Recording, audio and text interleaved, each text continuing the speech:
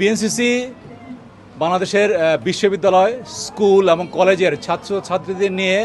Army, navy, air force শাখার সমন্বয়ে একটি অন্যতম স্বেচ্ছাসেবী সংগঠন বা ভলেন্টিয়ার অর্গানাইজেশন। দেশের যে কোনো ক্রান্তি লগ্নে বা বিপর্যয়ের মুহূর্তে অথবা যে কোনো দুর্যোগ মুহূর্তে এই